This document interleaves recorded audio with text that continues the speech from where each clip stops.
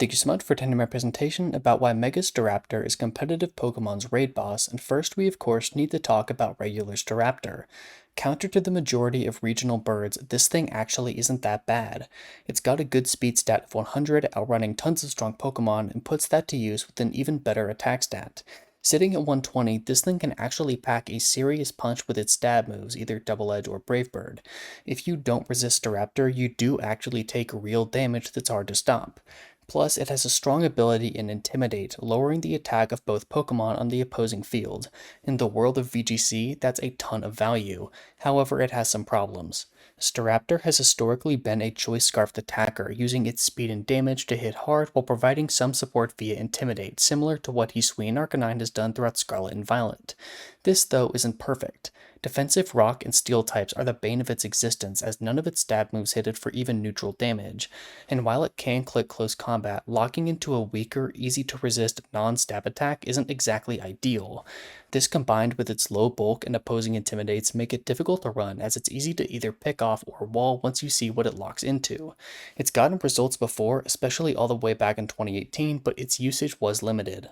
The changes that Staraptor's Mega introduces, though, fix nearly all of these problems. First, its typing changes from the relatively mediocre normal flying to fighting flying. Remember how it not having good stab options against rock and steel types hurt? Well, now it doesn't have to worry about that at all. Close combats just rip them apart, boosted further by the fact that you don't need to lock into the move. It also gets a solid boost to its stats, not just gaining some points in speed and attack, but seeing both of its defenses shoot up. Mega Staraptor takes significantly more punishment than its regular counterpart, which goes a long way towards keeping it alive. But of course, the largest change was made to its ability, Contrary. This ability reverses all stat changes, turning boosts into drops and vice versa. While this might sound bad at first, as it can't boost with moves like Bulk Up, Staraptor gets amazing use out of it. Close Combat, its best stab move by far, normally has the severe drawback of lowering both of your defensive stats. However, with Contrary, Staraptor can click 120 base power close combat while getting bulkier on both the physical and special side. Stacking defensive boosts like this while being immune to many forms of physical damage reduction such as Intimidate or Parting Shot makes Staraptor snowball hard. Oh, and did I mention that it has Roost, healing half of its HP? That's right, it is self-sufficient healing, letting it win otherwise hopeless scenarios. This is where Staraptor turns into a raid boss. You need to focus it down fast or else it'll become nearly unkillable and sweep your team. Even if you have resists, you often can't afford to let it sit on the field and boost. If you let it get going, you're probably going to lose, necessitating immediate action. Of course though, Staraptor comps don't just have the bird. They use many tactics to get it online and keep it healthy throughout the hell that is Regulation MB. Screens are extremely helpful, as before Staraptor can boost, its bulk is only middling, especially with its awkward defensive type. Being able to keep it safe throughout the first few turns is vital for the Staraptor player. There are also some fun, albeit somewhat gimmicky strategies with self-targeting status moves that lower your stats. A Pokemon like Whimsicott, for example, could run Fake Tears to give it an immediate +2 special defense boost, or Charm to function as a side Swords Dance. While they do leave Staraptor very open, as it can't click Protect or receive other support from a teammate while this happens, they can prove dangerous. More simple setup strategies, like just clicking Fake Out, are also effective. Fake Out plus Close Combat on turn 1 is of course potent and often gives Staraptor a free boost. Redirection serves a similar purpose. By drawing away attacks, Staraptor is open to start clicking the big orange button. With all this in mind, Staraptor benefits from many different teammates. Standout ones include Grimmsnarl, Whimsicott, Sinistcha, and Incineroar.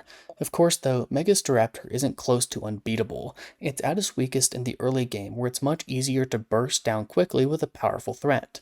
Against monster megas like Floette, Metagross, Delphox, Swampert, Charizard Y, and Frostlass, for example, it takes so much immediate damage that it's hard to get set up.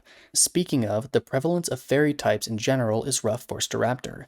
Mega Floette is of course a huge problem, but Whimsicott, Sylveon, Mega Mawile, Alolan Ninetales, Grimmsnarl, and Primarina all have places in this metagame. And while Staraptor teams tried to deal with this by running Goldango, a powerful steel-type attacker, it's still a massive problem. Really, it just naturally takes a bunch of damage and doesn't resist very much, meaning you can't consistently wall damage until you have several boosts up, which isn't easy to do.